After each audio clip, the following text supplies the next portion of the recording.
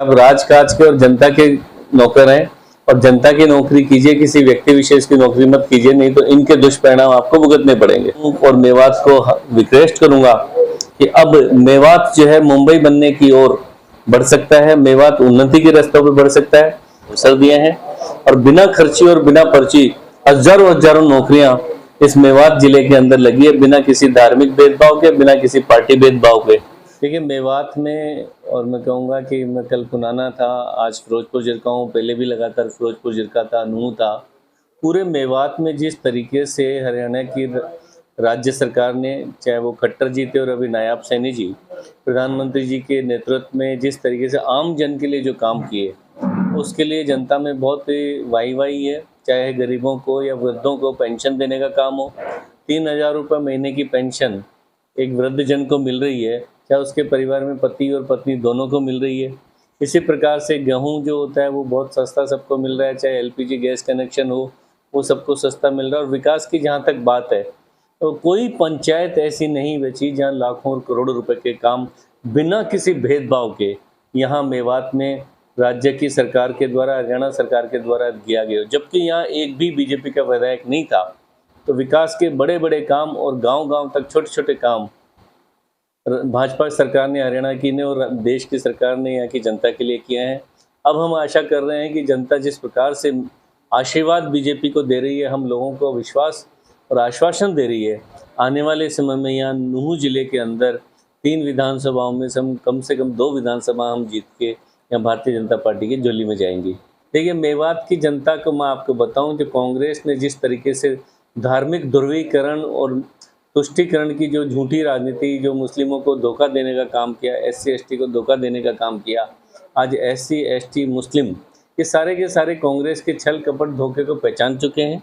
आज अब इनको आप अलग नहीं कर सकते हो। अब ये सब लोग भारतीय जनता पार्टी की ओर बड़ी उम्मीद से देख भी रहे हैं। और आने वाले विधानसभा चुनाव में मुझे उम्मीद है कि पूरा मेव समाज, मुस्लिम समाज, एससी एसटी समाज और सर्व समाज भारतीय जनता पार्टी की रीति नीति और जन कल्याणकारी कार्यों को देखते हुए आगामी विधानसभा में यहाँ से भारतीय जनता पार्टी के विधायक को जिताकर भेजेंगे। सर, लोग मानते हैं कि भाजपा सरकार ने 65 करोड़ों की तादाद में दिया है विकास के लिए, गांव के, खासकर गांव के विकास के लिए, लेकिन अगर मुखा पे देखा जाता है तो पैसा जो है जो सरपंच है या और लोग हैं तो उन लोगों की जेबों में ज्यादातर पैसा चला गया है कि विकास दिखाई नहीं देता है। बिल्कुल, तो आप इसको लेकर क्या रणनीति हो? नहीं, बिल्कुल सही कह रहे हैं। बहुत सारी जगह ऐसी शिकायतें देखने को मिली है कि जो भारत सरकार ने और हरियाणा सरकार ने जो गांव की जनता के विकास के लिए जो पैसा भेजा, कुछ स्थानीय सरपंच और अधिकारियों ने मिली भगत करके जनता के अधिकारों पर लूट की। हालांकि उस लूट की रिकवरी के लिए जहाँ जहाँ शिकायत मिल रही है, मैं आपसे भी निवेदन करूँगा कि ऐसी भी जो भी शिकायतें हो उसको हमको दीजिएगा, ताकि हम उच्च स्तर पर उसको भेजें, उसके खिलाफ जाँच कराएँ और दोषी लोगों के खिलाफ सख्त से सख्त कार्रवाई कर उनको जेल भेजने का काम करें, रिकवरी करवाएं। तो ये जो भ्रष्ट अधिकारी हैं और जो भ्रष्ट ऐसे लोग हैं, उनको भी मैं चेतावनी देना चाहूँगा कि बहुत हो गया, अभी बहुत उदारता रैली। आप अगर जनता के पैसे का हक मारोगे, जनता के पैसे को अपनी जेबों में भरोगे, वो दिन दूर नहीं कि आपकी उच्च स्तरीय जाँच होगी और आप जेलों की सलाखों के पीछे होंगे। और साथ में ही आपसे रिकवरी भी, आपके ज़मीन जायदाद और मकान बेचकर आपकी रिकवरी भी सरकार करेगी। सरकार का पैसा जो जनता के लिए है, इसको आप खा नहीं सकते, आज नहीं तो कल आपको निकालना पड़ेगा। ये सब देखा जा रहा है कि काफी सरकारी जो मुलाजिम हैं वो भी राजनीतिकरण करने में जुटे हुए हैं। देखिए बहुत जगह ऐसा आ रहा है कि कई सरकारी कर्मचारी अपनी राजकीय सेवा नियमों को, नियम और जनता की सेवा के लिए नहीं करके किसी व्यक्ति विशेष की या अब मैं कहूँगा कि उसके प्रभाव के कारण अपने कर्तव्य को और अपने धर्म को भूलकर उसमें लिप्त हो रहे हैं। मैं उनको भी चेतावनी देना चाहूँगा कि आप राजकाज के और जनता के नौकर हैं और जनता की नौकरी कीजिए, किसी व्यक्ति विशेष की नौकरी मत कीजिए, नहीं तो इनके दुष्परिणाम आपको भुगतने पड़ेंगे। जैसे भाजपा की अगर बात करते हैं, 10 साल भाजपा की सरकार रही है, लेकिन कुछ लोगों की समस्या है कि भाई भाजपा की सरकार में जो बड़ी-बड़ी जो मांगे थी वो पूरी नहीं हो पाई। जिस तरीके से खूनी रोड का मामला हो या हॉस्पिटल हैं लेकिन डॉक्टर नहीं है या अल्ट्रासाउंड की मशीनें वहाँ नहीं है, इस तरीके की देखिए जो ज़्यादा काम करता है उससे बहुत ज़्यादा उम्मीद होती है। दिक्कत क्या है कि भारतीय जनता पार्टी की हरियाणा सरकार ने और भारत सरकार ने इतने ज़्यादा काम कर दिए कि अब लोगों को लगता है कि बस सब कुछ आज ही अभी हो जाए। नहीं तो जिस खूनी रोड की आप बात कर रहे हैं, इस पे अवैध, आप कभी रात को और दिन में जाके देखिए, पिछले 10 दिन में मैंने देखा है अवैध खनन का, या जिस तरीके से गांव-गांव के नाबालिग बच्चे भी डंपर चलाकर खनन कर रहे हैं, बहुत ज़्यादा ऐसे गांव-गांव के अंदर है। जब तक सामाजिक जागरूकता नहीं होगी, जब तक ऐसे अवैध कार्यों को रोकना भी बहुत ज़रूरी है। साथ में इसके लिए बजट भी सैंक्शन हो चुका। जिस रोड की आप बात कर रहे हैं उसके आचार संहिता लगने के कारण वो सड़क बनने से रह गई है। मैं आपको इतना विश्वास दिला रहा हूँ कि तीसरी बार हरियाणा में जब भारतीय जनता पार्टी की सरकार आएगी, आगामी कुछ महीनों के अंदर भी ये रोड जो होगा बहुत शानदार बनकर तैयार होगा। जैसे दिल्ली मुंबई एक्सप्रेसवे है, इसने नूहू जिले की किस्मत को खोल के एक नई ऊंचाइयों को मुंबई और चंडीगढ़ बनाने का अवसर दिया है। मैं तो नूहू और मेवात को रिक्वेस्ट करूंगा कि अब मेवात जो है मुंबई बनने की ओर बढ़ सकता है, मेवात उन्नति के रास्तों पर बढ़ सकता है, और मेवात को जाति, धर्म और स्वार्थ की राजनीति से, भ्रष्टाचार से ऊपर उठकर और बहुत बड़े उन्नति की ओर आगे बढ़ना चाहिए। प्रधानमंत्री जी ने दिल्ली मुंबई एक्सप्रेसवे, सड़कें और जन कल्याणकारी कार्यों से उनके बहुत सारे अवसर दिए हैं, और बिना खर्ची और बिना पर्ची हजारों नौकरियां इस मेवात जिले के अंदर लगी है, बिना किसी धार्मिक भेदभाव के, बिना किसी पार्टी भेदभाव के।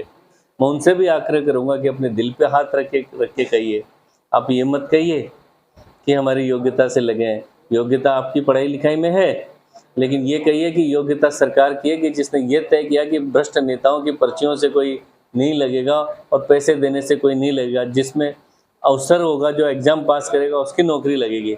इसके लिए मोदी जी की जो रीति नीति थी कि सबको अवसर देना, बिना भ्रष्टाचार, बिना खर्ची और बिना पर्ची के जो नौकरियां देने का मोदी जी का और यहाँ के मुख्यमंत्री जी का फैसला रहा, उसका सम्मान करना चाहिए। क्योंकि अगर आपने उसका सम्मान नहीं किया, आने वाले वापस जो आपने पहले की जो सरकारें थी, जिसमें नेताओं की कोठी से जब पर्चियाँ निकलती थी और पैसे लेके गांव एक नौकरी के लिए उनके कदमों में पड़े रहते थे, वो नौबत अगर आप लाना चाहते हो तो उसको इग्नोर करो। नहीं तो जो मोदी जी ने और यहाँ के सरकार ने जो आपको दिया उसका सम्मान करो, ताकि आने वाली पीढ़ियाँ भी पढ़ाई करें। और जिसको अच्छा काम करेगा उसको शाबाशी दोगे, उसकी हिम्मत बढ़ाओगे, तो आगे वाले भी, ऊपर वाला भी देखता, ईश्वर भी देखता है कि वो और अच्छा मन से काम करेगा। लेकिन आपने खाया किसका, और उसके लिए भी उसके मुंह पे थूकते हो कि नहीं हमने नहीं अपनी योग्यता से किया है, तो ये चीज़ें ऊपर वाला तो माफ़ नहीं करेगा। आज नहीं तो कल आपको इसका ऊपर वाला देखेगा कि किसकी दिल से सेवा की, वो फिर ये बोल रहा है, तो आगे कौन सेवा करेगा। लोग इंतजार कर रहे हैं सर, लोगों की नजर है कि भाजपा मेवात के टिकटों किसको चेहरा बनाती है, तो इस तरह के बड़ी नजरें लोग लगाए हुए हैं, तो कब तक ऐलान होगा सर? देखिए, मुझे लगता है कि भारतीय जनता पार्टी बहुत ही गहन तरीके से काम करती है। हमारा राष्ट्रीय नेतृत्व, शीर्ष नेतृत्व है। पिछले कई महीनों से कौन उचित व्यक्ति होगा जिसको कि भारतीय जनता पार्टी का कमल का फूल देकर चुनाव लड़वाया जाए, कौन जनता के दिलों में और जनता की सेवा करने की भावना रखता है, उसी व्यक्ति को टिकट मिलेगा। मेवात की जनता को क्या अपील करना चाहोगे? मेवात की जनता से ये की अपील करना चाहूँगा, बिना किसी जाति, धर्म और भेदभाव के सच्चाई और ईमानदारी से अपने दिल पर हाथ रखेगा। अगर 10 साल के अंदर मेवात में जिस तरीके से हरियाणा की राज्य सरकार ने और मोदी सरकार ने जो विकास के और सेवा के काम किए हैं, घर घर में जो उनको अवसर दिए हैं, गैस सिलेंडर की बात करूं, 10 साल पहले मेवात के अंदर याद करो कि गैस एजेंसियों पे हजारों की लाइन लग के आपकी भीड़ होती थी, धक्के खाते थे, अब ब्लैक दे के आपको खरीदना पड़ता था। आज मोदी जी ने, कोई घर ऐसा नहीं होगा जिसके अंदर आपको मुफ्त गैस सिलेंडर और आधी रेट पे गैस सिलेंडर 450 रुपये में दे रहे हैं। क्या ये दिल की आप भूल जाओगे? क्या ऐसा कोई घर होगा जिसमें प्रधानमंत्री गरीब कल्याण योजना के माध्यम से गेहूं नहीं भेज रहे होंगे, राशन नहीं भेज रहे होंगे? क्या ये बात भूल जाओगे? कोई ऐसा बड़ा बुजुर्ग होगा, बिना किसी धर्म और जाति के भेदभाव के मोदी जी ने और हरियाणा की राज्य सरकार ने पेंशन देने का काम कर रहे हैं, क्या वो भूल जाओगे? क्या आयुष्मान भारत के माध्यम से जो 5 लाख रुपए का स्वास्थ्य बीमा है, क्या वो आपकी सेवा कर रहे हैं? क्या वह भूल जाओगे? क्या आपके गांव-गांव के अंदर सड़कों के लिए, पानी के लिए, शिक्षा के लिए, स्वास्थ्य के लिए और नौकरियों को बिना खर्ची और बिना पर्ची जो लगाया, क्या वो भूल जाओगे? अगर ये सब भूल जाओ तो मुझे लगता है कि ये अपने आप में एक नज़ीर बन जाएगी कि अच्छा काम करो फिर भी आपको अच्छे परिणाम नहीं मिलेंगे। मैं तो ये कहूँगा, जिसने अच्छा काम किया है उनको दिल खोल के आशीर्वाद दो, ताकि वो आपकी और ज़्यादा से उत्साह से सेवा करें।